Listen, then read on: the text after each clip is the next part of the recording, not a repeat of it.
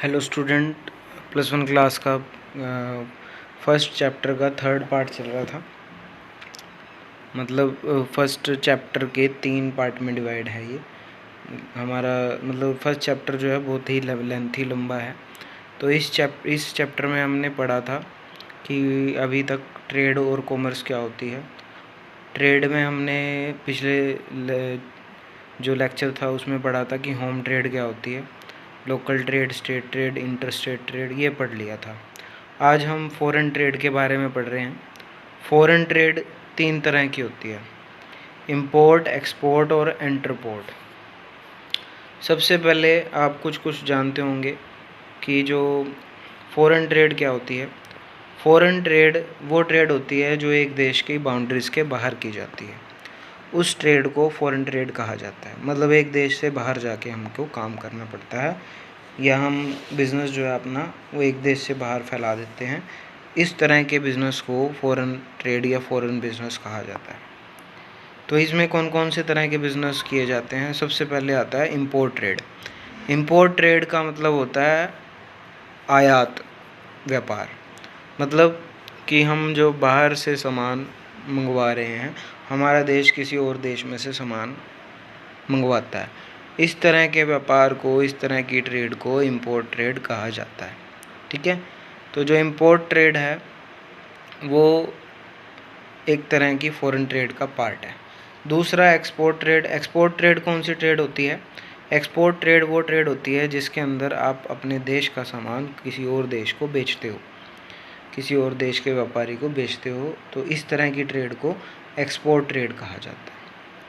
एक और ट्रेड होती है इंटरपोर्ट ट्रेड। इसमें क्या किया जाता है, हम एक देश से सामान खरीद के उसको थोड़ा सा चेंज करके किसी और देश को बेच देते हैं, सेल कर देते हैं।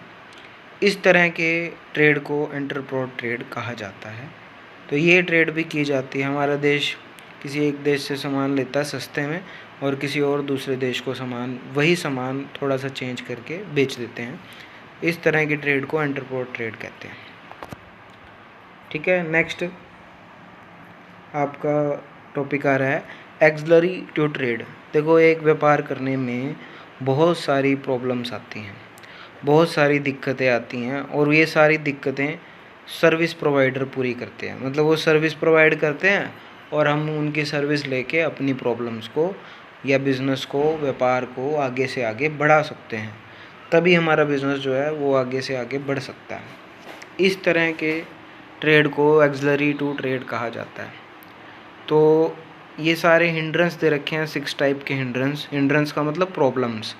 तो ये प्रॉब्लम्स कौन कौन दूर करता है? सबसे पहले हिंड्रेंस है हिंड्रेंस ऑफ पर्सन। पर्सन की हिंड्रेंस कौन पूरी करेगा? Middle man. मैं एग्जांपल देता हूँ। एक प्रोडक्ट जो फैक्ट्री में बना और फैक्ट्री में बनने के बाद सीधा कस्टमर तक पहुँचना पॉसिबल नहीं होता। तो कस्टमर तक पहुँचाने के लिए बीच में होलसेलर होते हैं, रिटेलर होते हैं, फिर जाके कस्टमर तक पहुँचता है। तो जो होलसेलर और रिटेलर हैं ये एक मिडल मैन का काम करते हैं, और इनके बिना बिज़नेस सही तरीके से नहीं चल पाता। तो ये हमारे मिडल मैन जो हैं हमारी प्रॉब्लम्स को, व्यापार की प्रॉब्लम को दूर कर देते हैं, जिससे हमारा बिज़नेस जो है वो आगे बढ़ जाता है। तो ये तो एक सर्विस होगी जो होलसेलर और रिटेलर हमको प्रोवाइड करते हैं। सेकंड है hindrance of place, transportation and communication. देखो, एक जगह से दूसरी जगह तक सामान पहुंचाना बहुत ही ज़रूरी है। सामान बनता कहीं है और बिकता कहीं है। तो यही प्रॉब्लम जो दूर करते हैं ट्रांसपोर्ट कंपनियां करती हैं।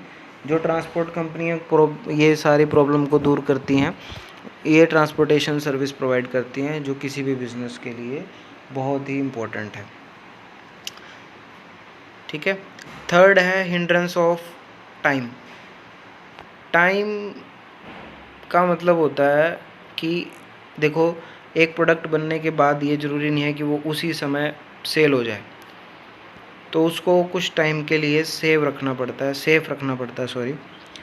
सेफ़ रखने के लिए हमको वेयर हाउसेस या गोदामों की ज़रूरत पड़ती है, और वेयर हाउस सर्विस जो होते हैं वेयर हाउस डिपार्टमेंट्स प्रोवाइड करते हैं। ये गवर्नमेंट की तरफ से भी होते हैं और प्राइवेट भी होते हैं। तो वेयर हाउस सर्विस जो है हमारे जो टाइम की बचत है, टाइम की प्रॉब्लम है, उसको दूर कर सकते हैं warehouse services. Next service है हमारी इंश्योरेंस सर्विस। इंश्योरेंस बीमा क्यों कराना पड़ता है? देखो, रिस्क हर एक बिज़नेस में होता है।